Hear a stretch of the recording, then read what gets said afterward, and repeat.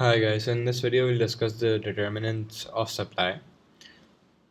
So the first determinant of supply is price, and price is the only price determinant since price is price, which sounds weird. Okay, so let's say we have a price point A and a price point B on the supply curve. This is a supply curve. This represents price, this represents quantity.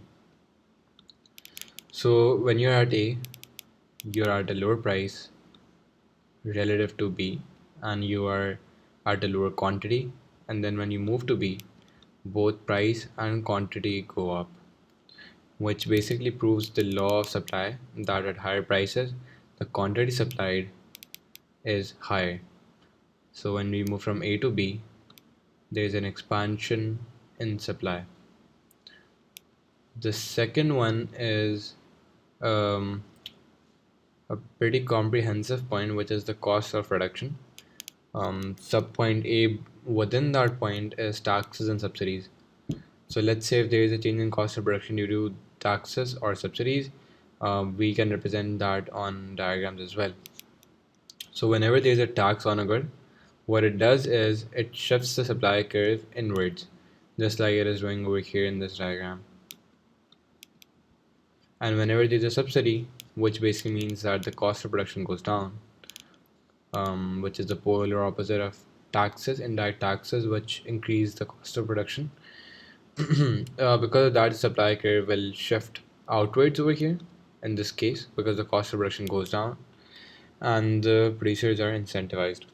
The second one is changes in technology. So let's say if they're like this one doesn't really exist, if I was to be frank, because never have we yet gone back in time in terms of technology. And whenever there has been a change in technology, it has been an improvement in technology. And so it's something like this. It's a shift outwards of the supply curve since the cost of production goes down, and so the producers are incentivized to produce more. Then point number three is changes in price of inputs. So let's say if labor wages go up, then the supply curve will shift inwards because the cost of production goes up. Sorry, the cost of production goes up as well, which disincentivizes producers, and then it's going to shift the supply curve to the left.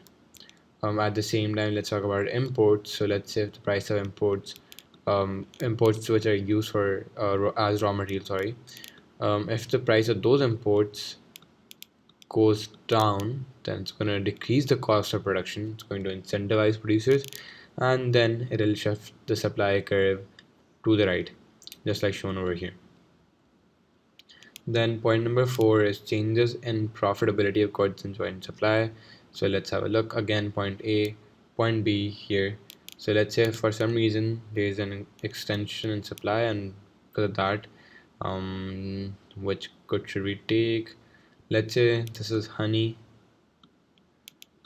right? And this is beeswax, bee whatever, right? So in this case, since the price of honey is going up, there is an extension in supply, and so more honey is being supplied as compared to point A.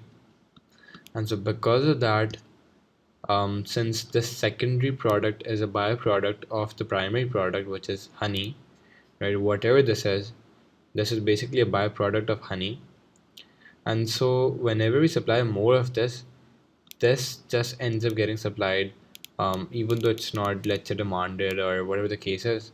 If you supply a primary product, you will end up supplying the byproduct as well, because the byproduct is just a consequence of the production of the primary product, which in this case is honey, and that's going to shift the supply curve to the right. Then the last point is exogenous factors.